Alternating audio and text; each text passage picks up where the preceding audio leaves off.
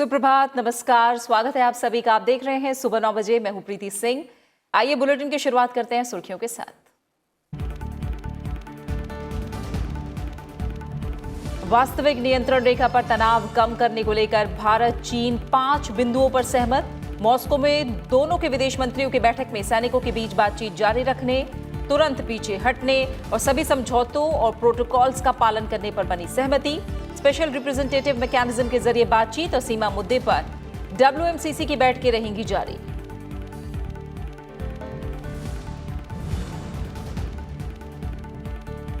राज्यसभा उपसभापति पद के चुनाव के लिए नामांकन प्रस्ताव दाखिल करने की आखिरी तारीख आज। एनडीए उम्मीदवार हरिवंश के मुकाबले यूपीए ने आरजेडी सांसद मनोज कुमार झा को बनाया उम्मीदवार। 14 सितंबर को मानसून सत्र के पहले दिन होगा चुनाव।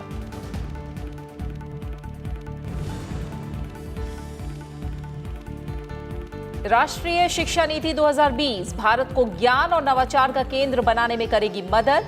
उपराष्ट्रपति एम वेंकैया नायडू का स्वामी विवेकानंद मानव उत्कृष्टता संस्थान के 21वें स्थापना दिवस समारोह में संबोधन। राष्ट्रीय शिक्षा नीति 2020 के तहत 21वीं सदी में स्कूली शिक्षा पर सम्मेलन को वीडियो कॉन्फ्रेंसिंग के जरिए प्रधानमंत्री नरेंद्र मोदी का संबोधन आज।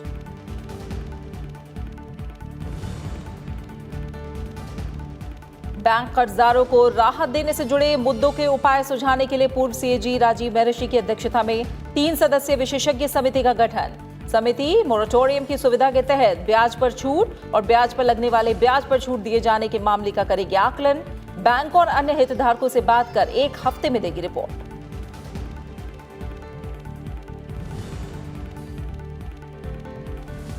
और rapid antigen test negative report आने पर भी बुखार, कफ और सांस की समस्या वाले मरीजों का करे RT-PCR टेस्ट। केंद्रीय स्वास्थ्य मंत्रालय और ICMR का सभी राज्यों और केंद्र शासित प्रदेशों को दिशा निर्देश। मरीजों के ठीक होने की दर 77.74 और मृत्यु दर हुई 1.68%।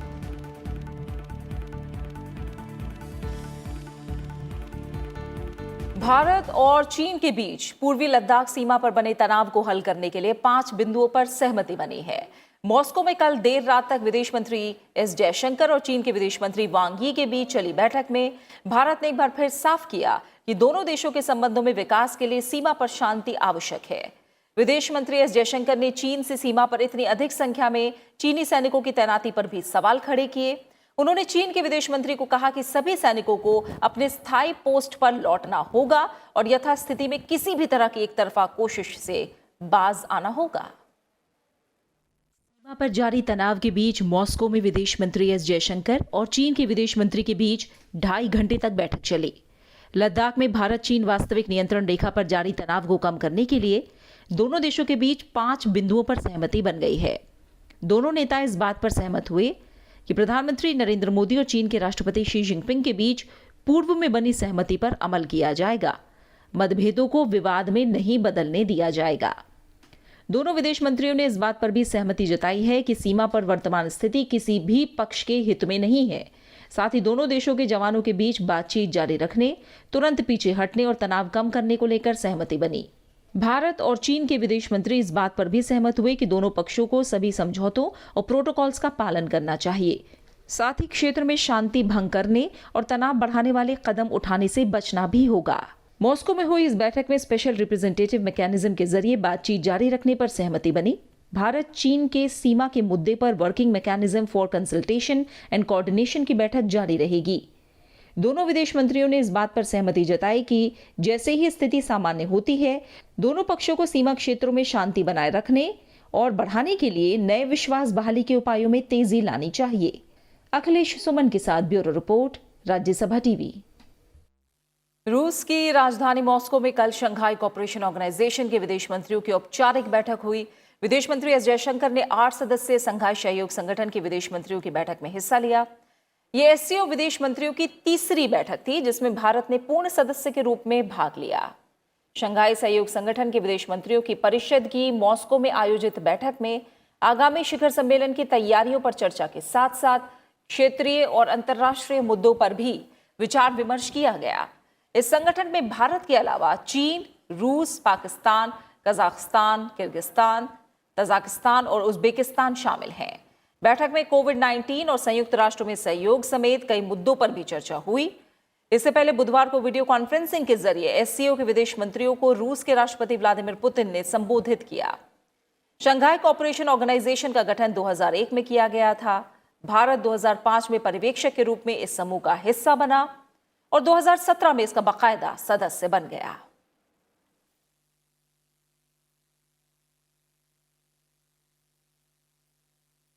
रूस, भारत और चीन के विदेश मंत्रियों ने कल मॉस्को में शंघाई सहयोग संगठन से इतर त्रिपक्षीय वार्ता की और अंतर्राष्ट्रीय और क्षेत्रीय महत्व के सामयिक मुद्दों के साथ ही त्रिपक्षीय सहयोग और मजबूत करने को लेकर भी विचार साझा किए।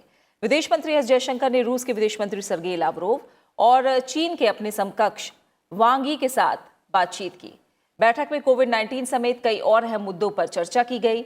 रूस, भारत, चीन ने त्रिपक्षीय सहयोग को और मजबूत करने को लेकर विचार विमर्श किया और आपसी समझ, मित्रता और विश्वास की भावना के साथ ही अंतर्राष्ट्रीय और क्षेत्रीय महत्व के सामयिक मुद्दों पर चर्चा की। तीनों देशों के मंत्रियों ने इस पर सहमति जताई कि तीनों देश मजबूत वैज्ञानिक और औद्योगिक क्षमता के साथ कोविड-19 महामारी के प्रभाव को कम करने की दिशा में महत्वपूर्ण योगदान दे सकते हैं। विदेश मंत्री एस जयशंकर ने विदेश मंत्रियों की परिषद की बैठक से हटकर कई देशों के विदेश मंत्रियों के साथ द्विपक्षीय बैठकें भी आयोजित की। विदेश मंत्री ने रूस के विदेश मंत्री सर्गेई लावरोव से मुलाकात की थी। भारत की रूस के साथ विशेष साझेदारी है और ये साल दोनों देशों के बीच सामरिक साझेदारी का 20वां साल भी है। दोनों मंत्रियों ने द्विपक्षीय आर्थिक मुद्दों और रूस के सुदूर पूर्वी भाग के विकास में सहयोग के बारे में भी चर्चा की। परमाणु और अंतरिक्ष क्षेत्र में सहयोग पर भी बातचीत हुई। विदेश मंत्री ने मॉस्को में शंघाई सहयोग संगठन के विदेश मंत्रियों की परिषद की बैठक से इतर कजाकिस्तान और उज्बेकिस्तान के विदेश मंत्रियों से भी मुलाकात की। इससे पहले बुधवार को उन्होंने किर्गिस्तान और ताजिकिस्तान के विदेश मंत्री से भी मुलाकात करके द्विपक्षीय और क्षेत्रीय सहयोग बढ़ाने पर चर्चा की। We have a special and privileged strategic partnership with Russia, and this year marks the 20 years of our strategic partnership.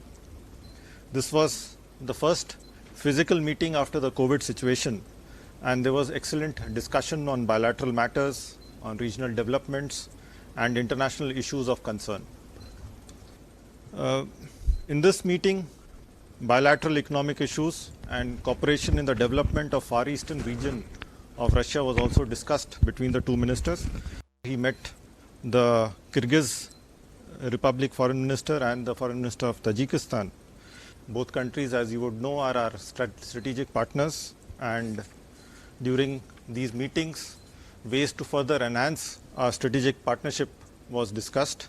EM had bilateral meetings with Uzbekistan and Kazakhstan. Bharat ने एक बार फिर संयुक्त राष्ट्र के मंच पर पाकिस्तान को बेनकाब किया है। भारत ने कहा है कि पाकिस्तान को नफरत फैलाने वाले भाषण देने की बजाय अल्पसंख्यकों की सुरक्षा पर खुद मूल्यांकन करना चाहिए।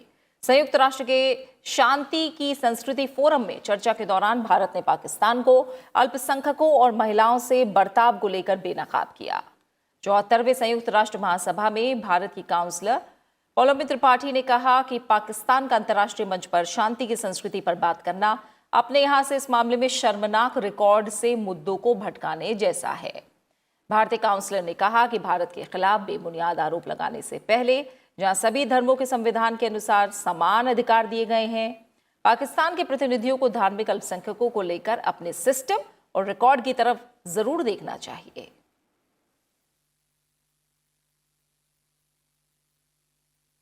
भारत ने गुरुवार को संयुक्त राष्ट्र के सदस्य देशों से आतंकवाद के साजिशकर्ताओं के खिलाफ दृढ़ राजनीतिक इच्छा शक्ति का प्रदर्शन करने का आह्वान किया, जो बाल अधिकारों का हनन करने के लिए जिम्मेदार हैं।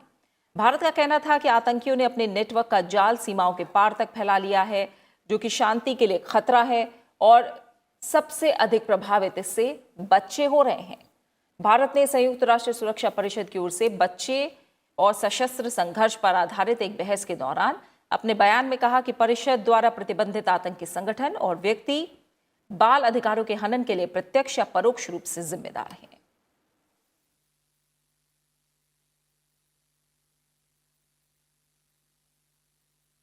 राज्यसभा उपसभापति पद के चुनाव के लिए नामांकन प्रस्ताव दाखिल करने की आज आखिरी तारीख है। उपसभापति पद के लिए एनडीए उम्मीदवार हरिवंश के मुकाबले यूपीए ने आरजेडी सांसद मनोज कुमार झा को उम्मीदवार बनाया है। मनोज कुमार झा आज कई विपक्षी दलों के नेताओं की मौजूदगी में सचिवालय में नामांकन प्रस्ताव दाखिल करेंगे। सत्ता पक्ष एनडीए की ओर से जेडीयू सांसद हरिवंश को एक बार फिर उम्मीदवार बनाया गया है। बुधवार को उनकी ओर से नामांकन प्रस्ताव दाखिल किया गया था। हालांकि सरकार ने इस पद के लिए आम सहमति बनाने की कोशिश की थी, लेकिन कांग्रेस ने इसके लिए विपक्ष की ओर से उम्मीदवार उतारने का ऐलान किया था। मॉनसून सत्र के पहले दिन 14 सितंबर को उपसभापति का चुनाव होना है।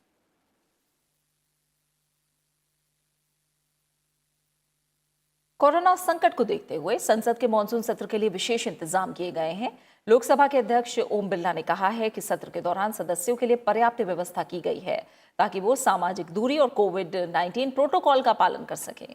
मॉनसून सत्र के दौरान लोकसभा की 14 सितंबर से 1 अक्टूबर तक लगातार 18 बैठकें होंगी। सभी मान्य सदस्यों को और हमने रिव्यू किया हमारे सेक्रेटरी जनरल ने। गुरुवार को संसद परिसर में मीडिया से बातचीत करते हुए लोकसभा अध्यक्ष ने बताया कि सत्र के दौरान सदस्य मोबाइल ऐप के जरिए अपनी उपस्थिति दर्ज करा पाएंगे। यह ऐप तभी काम करेगा जब वो संसदीय परिसर के अंदर होंगे। सदन की कार्यवाही के दौरान लोकसभा में 257 सदस्यों, विजिटर्स गैलरी में 172 सदस्यों और बाकी सदस्यों की राज्यसभा में बैठने की व्यवस्था की गई है। सभी मान्य सदस्यों को इसके लिए दोनों सदनों के बीच ऑडियो वीडियो सुविधा होगी। और इसका परिणाम निकला कि हम अधिकतम विधायी कार्य और ज्वलंत मुद्दों पर चर्चा कर सकें। इसके लिए शनिवार रविवार को भी सत्र होगा। ये सत्र एक विपरीत परिस्थिति में हो रहा है, इसलिए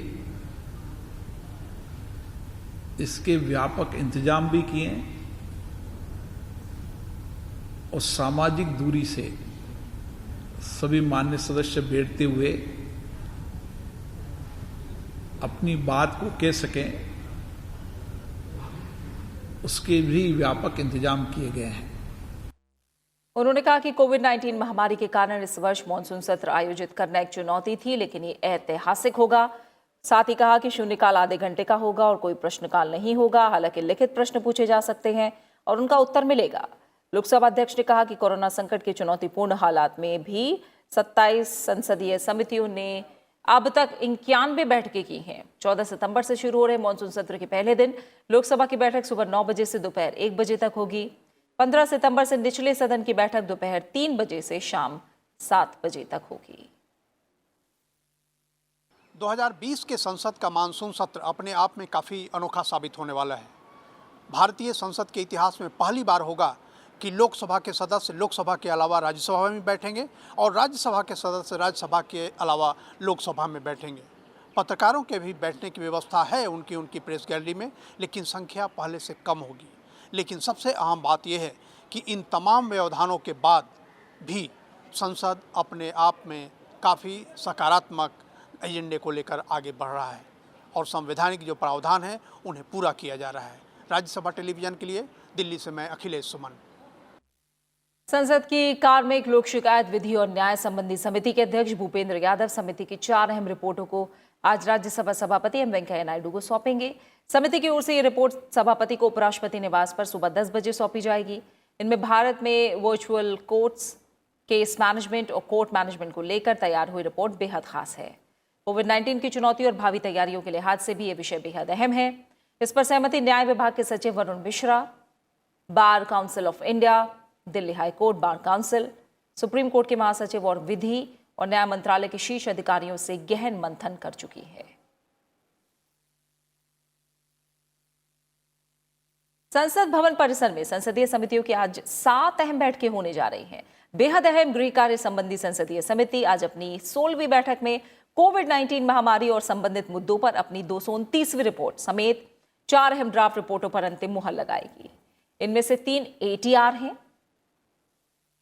संसद की परिवहन, पर्यटन और संस्कृति संबंधी समिति जहाजरानी क्षेत्र पर कोरोना महामारी के असर विषय पर चल रही पड़ताल के क्रम में सचिव जहाजरानी के विचारों को जानेगी। साथ ही भारतीय धरोहरों और संस्कृति पर कोरोना महामारी के असर पर समिति संस्कृति सचिव के विचारों को जानेगी। समिति 2020-21 की नागर विमानन, संस्कृति मंत्रालय और पोत परिवहन मंत्रालय के अनुदान मांगों पर ATR से संबंधित 3 रिपोर्टों को भी अंतिम रूप देगी। रक्षा संबंधी स्थायी समिति खास तौर पर सीमावर्ती इलाकों में तैनात रक्षा बलों को बेहतर गुणवत्ता के राशन के मुद्दे पर रक्षा मंत्रालय के प्रतिनिधियों का विचार जानेगी। जबकि पेट्रोलियम और प्राकृतिक गैस संबंधी संसदीय समिति की बैठक में बायोफ्यूल्स के मुद्दे पर पेट्रोलियम मंत्रालय के प्रतिनिधियों का साक्ष्य लेगी। लोकसभा की सभा पटल पर पत्रों को रखने संबंधी समिति भी अपने एजेंडे पर विचार करेगी, जबकि लोक लेखा समिति 2 बैठकें करने वाली है। राज्यसभा के 252वें सत्र के लिए कई परिनियत संकल्प स्वीकृत किए गए हैं। इन्हें तब सूचीबद्ध किया जाता है जब राष्ट्रपति की ओर से जारी किसी अध्यादेश की जगह लेने के लिए विधेयक को सदन की कार्यसूची में शामिल किया जाता है। जो परिनियत संकल्प स्वीकृत हुए हैं इनमें महामारी संशोधन अध्यादेश 2020, केंद्रीय होम्योपैथी परिषद संशोधन अध्यादेश 2020, इंडियन मेडिसिन सेंट्रल काउंसिल संशोधन अध्यादेश 2020, आवश्यक वस्तुएं संशोधन अध्यादेश 2020, किसान वाणिज्य संवर्धन और सुविधा अध्यादेश 2020, किसान सशक्तिकरण और संरक्षण समझौता मूल्य आश्वासन और कृषि सेवा अध्यादेश 2020, इंसॉल्वेंसी और बैंक्रप्सी कोड संशोधन अध्यादेश 2020 और बैंकिंग नियमन संशोधन अध्यादेश 2020 शामिल है। संसद के मॉनसून सत्र के दौरान कोविड-19 संक्रमण के प्रसार को रोकने के लिए सभी संभव उपाय किए जा रहे हैं। दोनों सदनों के सांसदों के लिए भी सत्र में भाग लेने से पहले RT-PCR टेस्ट परीक्षण अनिवार्य किया गया है। इसके लिए संसद भवन परिसर में आज से सांसदों के टेस्ट किए जाने की शुरुआत हो रही है। सांसदों से अनुरोध किया गया है कि वो संसद सत्र आरंभ होने के 72 घंटे के पहले सरकार की ओर से अधिकृत किसी भी अस्पताल, लेबोरेटरी या संसद भवन परिसर में अपना RT-PCR परीक्षण करवा लें। सांसदों की सुविधा के लिए संसद भवन परिसर में 3 विशेष परीक्षण केंद्र स्थापित किए गए हैं।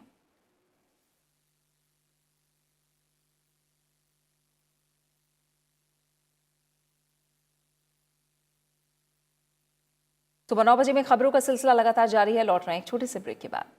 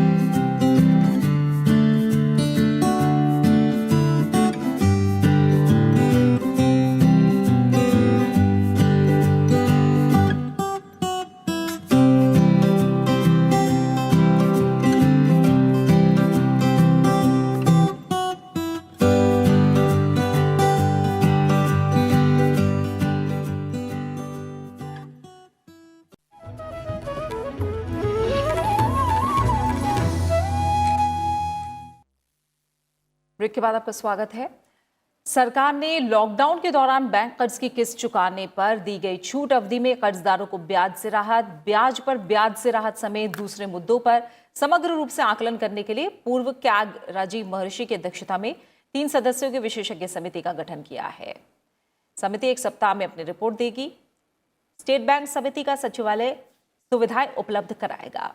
समिति इस बारे में बैंक और अन्य संबद्ध पक्षों से भी विचार विमर्श कर सकेगी।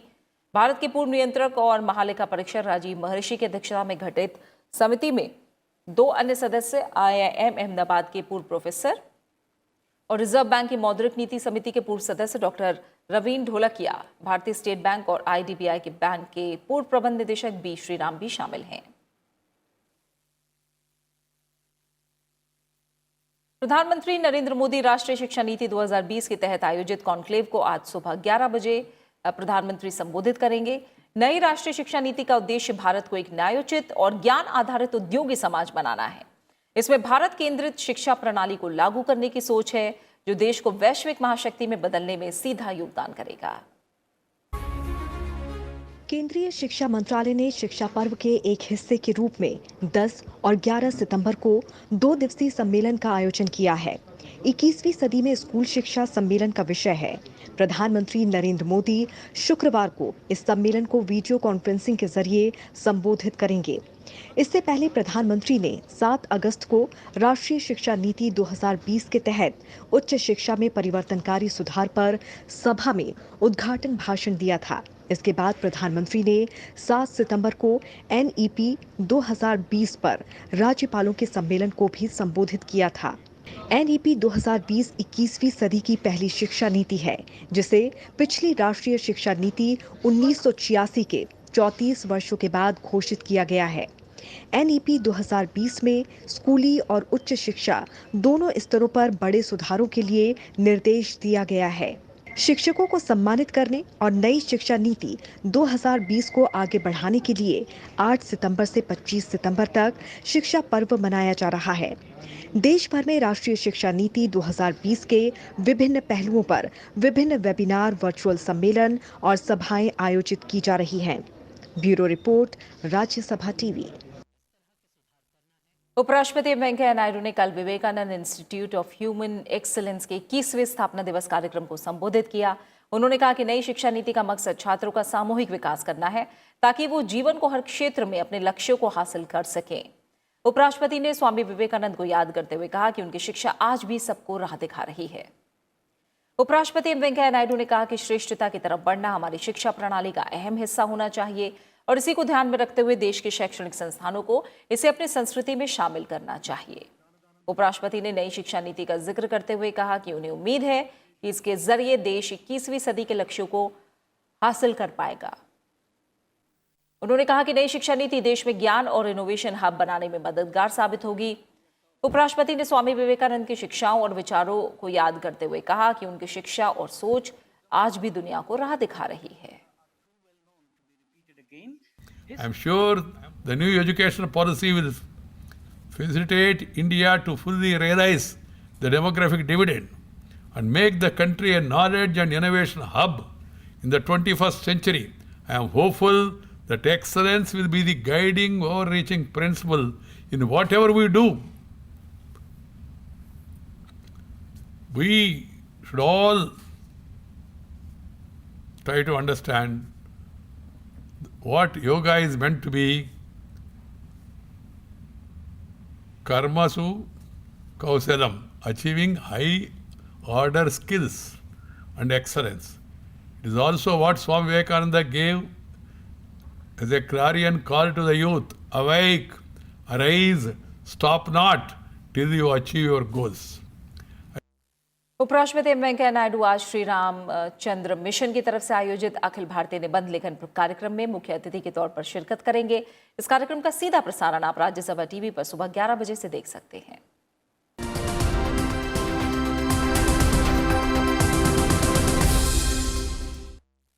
साथ ही उपराष्ट्रपति वेंकैया नायडू आज वीडियो कॉन्फ्रेंसिंग के जरिए पंजाब विश्वविद्यालय के खिलाड़ियों के साथ बातचीत करेंगे। राज्यसभा टीवी पर इस कार्यक्रम का सीधा प्रसारण आप दोपहर 12:15 बजे से देख सकते हैं।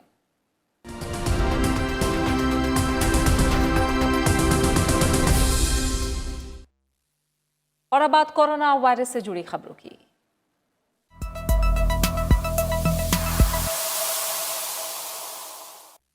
कोरोना वायरस को लेकर केंद्रीय स्वास्थ्य मंत्रालय और Indian council of medical research ने सभी राज्यों और केंद्र शासित प्रदेशों को चिट्ठी लिखी है। इनमें रैपिड एंटीजन टेस्ट में नेगेटिव आने वाले बुखार, कफ और सांस की समस्या वाले मरीजों को अनिवार्य रूप से RT-PCR टेस्ट कराने के लिए कहा गया है। स्वास्थ्य मंत्रालय और ICMR का मानना है कि ऐसा करके ज़्यादा से ज़्यादा कोरोना मरीजों तक पहुंचा जा सकता है और उन्हें इस संक्रमण से बचाया जा सकता है। दरअसल एंटीजन टेस्ट में नेगेटिव पाए जाने के मरीज को नेगेटिव मान लिया जाता था, वहीं एंटीजन टेस्ट में पॉजिटिव टेस्ट पाए जाने पर RT-PCR टेस्ट के माध्यम से कोरोना वायरस की पुष्टि की जाती थी। पिछले दिनों जिस तरह से कोरोना के मामलों में उछाल आया है, उसे देखते हुए सरकार ने RT-PCR टेस्ट कराने के लिए चिट्ठी लिखी है।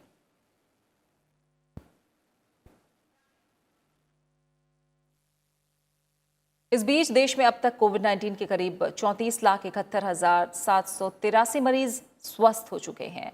10 सितंबर को जारी आंकड़ों के मुताबिक पिछले एक दिन में कोविड-19 से 72,939 से अधिक मरीज ठीक हुए। संक्रमण के ठीक होने की दर 77.74% हो गई है। टेस्ट, ट्रैक और ट्रीट की नीति से स्वस्थ होने वालों की संख्या बढ़ी है और मृत्यु दर कम हुई है। वर्तमान में मृत्यु दर 1.68% पर आ गई है। केंद्रीय स्वास्थ्य और परिवार कल्याण मंत्रालय के मुताबिक देश में कुल सक्रिय मामलों में से 60% से ज्यादा मामले 5 राज्यों में हैं। इनमें महाराष्ट्र में 21.7%, आंध्र प्रदेश में 11.8%, तमिलनाडु में 10.8%, कर्नाटक में 9.4 और उत्तर प्रदेश में 6.4% मामले आए हैं। आईसीएमआर के मुताबिक देश में 9 सितंबर तक 5,29,34,433 नमूनों की जांच हुई है, जिनमें से 11,29,556 नमूनों की जांच बुधवार को ही की गई। अंतरिक्ष के क्षेत्र में भारत को आत्मनिर्भर बनाने के लिए नीति आयोग की पहल के तहत गुरुवार को भारतीय अंतरिक्ष एजेंसी इसरो और अटल इनोवेशन मिशन की 1 दिवसीय संयुक्त वर्कशॉप का आयोजन किया गया। इस दौरान इसरो के चेयरमैन प्रोफेसर के सिवन ने कहा कि इसरो इनोवेशंस और रिसर्च स्टार्टअप्स और एमएसएमई को बढ़ावा देने के लिए सहयोग कर रहा है। उन्होंने बताया कि इसरो ने 3 विशिष्ट क्षेत्रों की पहचान की है और इसरो अनुसंधान, स्टार्टअप और एमएसएमई को सभी संस्थागत सहायता प्रदान करेगा। Private sector will also be empowered to carry out its own development missions. Let me assure you that this is just the beginning. The workshop today is aimed at creating conducive environment for a liberal and inclusive sector.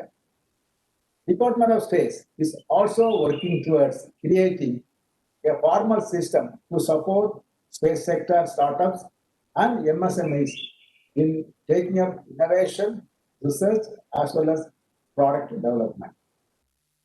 3.5 साल पहले अटल innovation mission की नीति आयोग के तत्वाधान में स्थापना हुई और इस मौके पर अटल इनोवेशन मिशन के डायरेक्टर प्रोफेसर आर रामानंद ने बताया कि किस तरह अटल इनोवेशन मिशन देश के दूसरे मंत्रालयों और इसरो के साथ आपसी समन्वय स्थापित करते हुए इनोवेशन को प्रोत्साहित करने के लिए काम कर रहा है।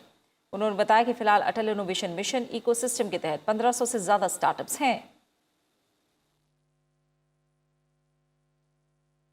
We are now at a very exciting phase where we are going to have innovation, entrepreneurship, and many such initiatives which can come from the private sector, not only for the utilization of space technology for the benefit of the nation, but also to be able to contribute to space technology that can position India as an unquestionable leader in space technology and space research for the future.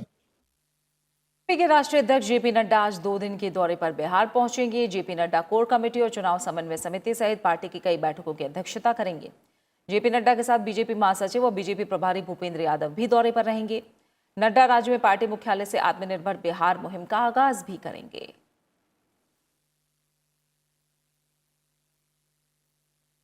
नजर इतिहास के पन्ने पर स्वामी विवेकानंद ने 1893 में Chicago में हुए विश्व धर्म संसद में आज ही के दिन बेहद चर्चित भाषण दिया था। ये भाषण और विवेकानंद तब से एक दूसरे के पूरक हो गए। इस भाषण में विवेकानंद ने जो सबसे महत्वपूर्ण संदेश दिया वो था भारतीय वेदों में छिपा विश्व बंधुत्व और भाईचारे का संदेश। स्वामी विवेकानंद ने जब 11 सितंबर 1893 को शिकागो की धर्म संसद में अपना भाषण शुरू किया तो पूरा हॉल तालियों की गड़गड़ाहट से गूंज उठा था। आइए सुनते हैं भाषण के कुछ अंश। आइए सुनते हैं स्वामी विवेकानंद ने भाषण में क्या कहा था।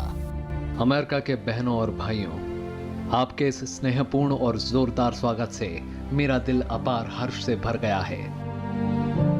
मैं आपको दुनिया की सबसे प्राचीन संत परंपरा की तरफ से धन्यवाद देता हूं।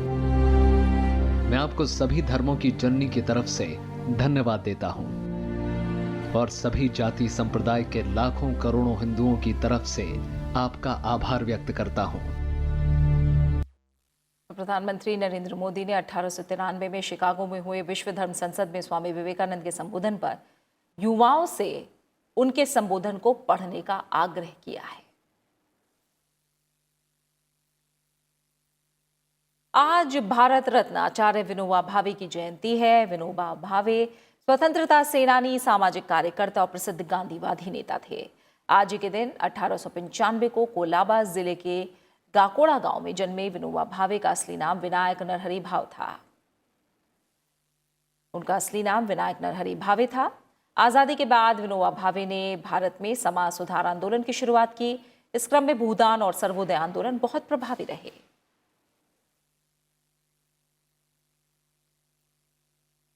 आचार्य विनोबा भावे की जयंती पर प्रधानमंत्री नरेंद्र मोदी ने उन्हें नमन किया है। प्रधानमंत्री ने कहा कि आचार्य विनोबा भावे महात्मा गांधी के सबसे अधिक भक्त अनुयायियों में से एक थे।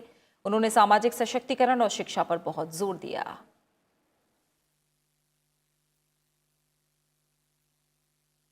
अमेरिका में 11 सितंबर 2001 को हुए आतंकी हमले की आज बरसी है। आज ही के दिन न्यूयॉर्क और वॉशिंगटन में अति सुरक्षित इमारतों को आतंकी संगठन अलकायदा ने अपना निशाना बनाया था। इसके बाद अमेरिका ने अलकायदा के खिलाफ बड़ा अभियान चलाते हुए 2011 में हमले के मास्टरमाइंड उसामा बिन लादेन को मार गिराया था।